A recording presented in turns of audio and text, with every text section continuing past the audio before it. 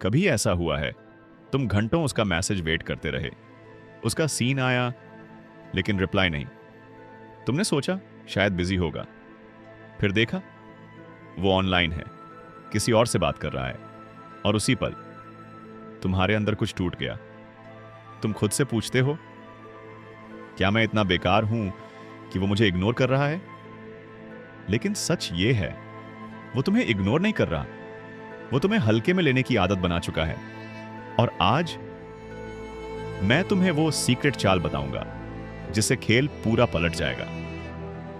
देखो भाई, कोई भी इंसान अचानक तुम्हें इग्नोर नहीं करता, ये धीरे धीरे होता है।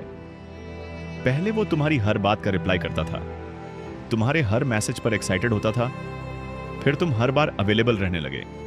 वो लेट रिप्लाई करता और तुम तुरंत जवाब देते, वो इग्नोर करता और तुम डबल टेक्स्ट करते, वो डिस्टेंस बनाता और तुम और पास जाने की कोशिश करते। और यही वो मोमेंट था जहां उसने सीख लिया, ये कहीं नहीं जाने वाला, इसे इग्नोर कर भी दूं तो ये रहेगा। यही से शुरू होती है तुम्हारी वैल्यू गिरने की कहानी।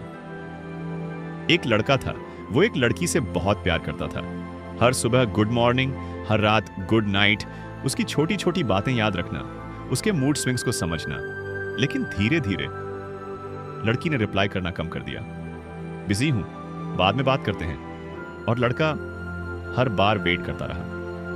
एक दिन उसने देखा वो लड़की उसी समय किसी और के साथ हंस रही थी, और उस दिन उसे समझ आया, मैं उसके लिए ऑप्शन हूं, प्रायोरिटी नहीं।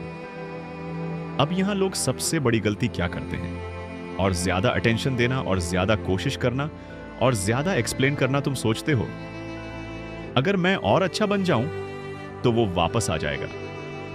लेकिन सच क्या है?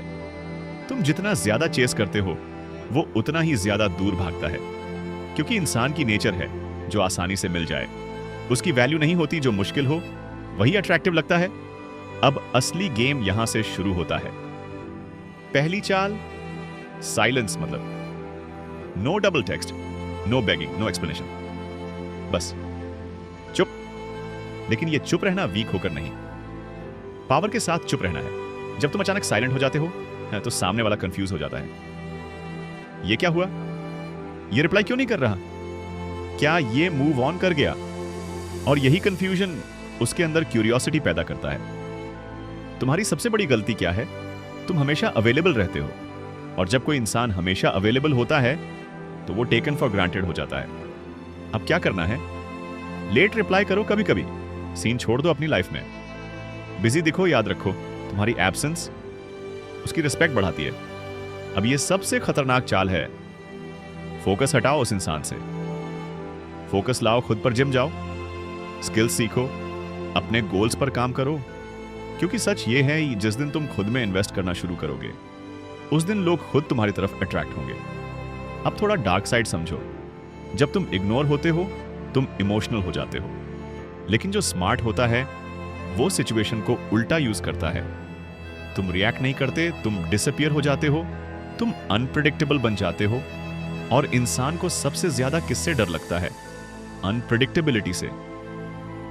अब सबसे इंपॉर्टेंट पार्ट, जब तुम ये चालें चलोगे तो चांसेस हैं कि वो वापस आएगा। लेकिन तुरंत मेल्ट मत हो जाना, तुरंत अवेलेबल मत हो जाना, बस काम रहो, शॉर्ट रिप्लाईज दो और उसे फील कराओ, अब तुम मेरे लिए उतने इंपॉर्टेंट नहीं हो। और अगर वो वापस ना आए तो एक बात याद रखना, जो इंसान तुम्हें इग्नोर करता है वो तुम्हारे लायक था ही नहीं। तुम उसका लॉस नहीं हो, वो तुम्हारा लॉस है। तुम किसी के पीछे भागने के लिए नहीं बने हो, तुम वो हो जिसके पीछे लोग भागते हैं। बस अभी तुम्हें अपनी वैल्यू याद नहीं है। जिस दिन तुम खुद को समझ गए उस दिन कोई तुम्हें इग्नोर करने की हिम्मत नहीं करेगा। अगर कभी किसी ने तुम्हें इग्नोर किया है तो नीचे कमेंट में लिखो, अब मैं खुद को चूज करता हूं। और अगर तुम चाहते हो कि कोई भी तुम्हें कभी हल्के में ना ले तो इस वीडियो को लाइक करो, क्योंकि अगली वीडियो में मैं बताऊंगा कैसे किसी के दिमाग में अपनी जगह हमेशा के लिए बना लो।